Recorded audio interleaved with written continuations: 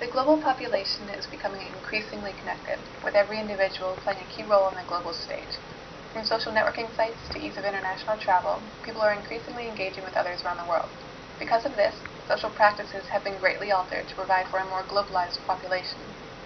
Social networking is a specific facet of global connectedness that has changed the face of social practices around the world. We are no longer limited to our locale, but can now converse instantaneously with someone across the world. Global connectedness greatly affects cultural politics.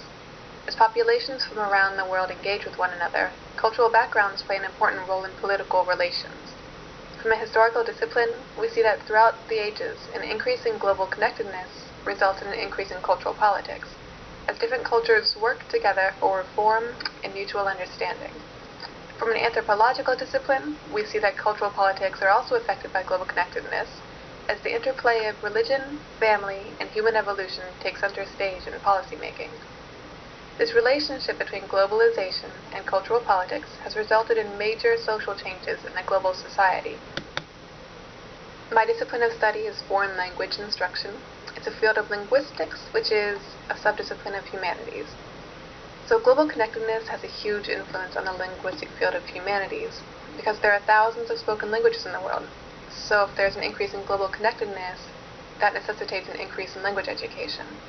Because of this, foreign language instructors have seen an increase in demand as people around the globe strive to understand and communicate with one another. As a result, global connectedness has largely shaped the promotion of linguistic diversity. Global connectedness and cultural politics greatly affect national identity. Nations strive to embrace other cultures while at the same time maintaining their own unique culture. If approached through the political science discipline, we see that global connectedness greatly affects the interaction between international governments. In government systems throughout the world, the political left often encourages cultural diversity, while the political right often pushes for strengthening national identity, often leading to political tension. Some who work in the philosophical discipline suggest that this push for national identity can be said to be rooted in the individual's belief in one's own identity. So in other words, national identity and personal identity are intimately intertwined, so a loss of one leads to the loss of the other. As a result, people are left looking for a rational solution to balance global connectedness and national identity. So there are both advantages and disadvantages of global connectedness. Some advantages include increases in education, employment, and communication. Access to quality education helps stamp out the ignorance that leads to human rights abuses. Increased employment allows for once impoverished nations to raise their standard of living and compete on the world market. And increases in communication allow members of the global community to collaborate and understand each other. Disadvantages include the loss of national identity, income disparity, and environmental degradation. So traditional culture often takes a back seat when countries are incorporating foreign and often dominant cultures, leading to a loss of national identity. Increases in foreign investment and manufacturing may create more jobs, but it also continues to put money in the pockets of the rich while exploiting the poor. And environmental degradation occurs when nations strive to compete on the global market and essentially end up trading their beautiful natural resources and healthy landscape for money, economic opportunity, and a veritable factory wasteland. Oftentimes, these disadvantages of globalization are propagated by the language barrier that arises between cultures. There are over 6,000 languages spoken in the world, so an increase in global connectedness requires intercultural communication. This in turn leads to a desire to maintain one's native language and often results in official language movements. Official language movement is the term used to describe any organized attempt to gain official status for a particular language. These social movements take place all around the world and usually involve multiple countries, especially as geographical perimeters are altered through war and politics. Most often, these movements strive to encourage multilingualism, though there are a few that advocate for the use of just one individual language. Gaining official status can have various results depending on the nation and the government.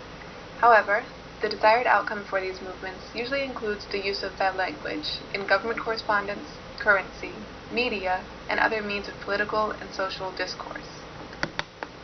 Official language movements and globalization go hand in hand. Whether it's through business, tourism, or immigration, globalization leads to cultural and linguistic exchange.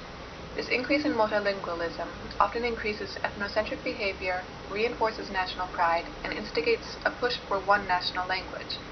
Official language movements highlight the inherent conflicting qualities of globalization, as nations strive to assimilate in the global community while still maintaining their national identity. Globalization and the need for multilingualism lead to a sticky situation in which it's difficult to differentiate between racism and language barriers. For instance, the sign posted at the Beijing restaurant. Are these foreigners denied entry because the staff only understands Chinese-speaking customers, or do they simply dislike those nationalities? Official language movements originate in locations where there are significant portions of the population that speak more than just one language. In movements that strive for the use of multiple official languages, the target population includes only those who speak the proposed language, as adding an official language will only include more people and will not directly affect other members of the population. In movements that strive to officialize just one individual language, however, the target population is those who do not speak the proposed language, as they will be excluded from political participation unless they learn the language.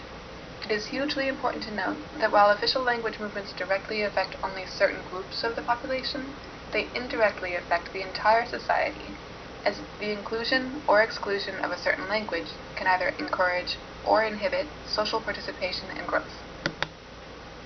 Inclusive movements lead to increased political participation and social improvement for formerly marginalized groups. A recent example of this is the official recognition of Catalan in several European countries, with Spain being of particular interest. With Catalans able to better participate in political processes, Catalonia is now on the verge of independence from Spain. Starting this September, Catalans will vote on whether or not to enact a referendum on independence from Spain.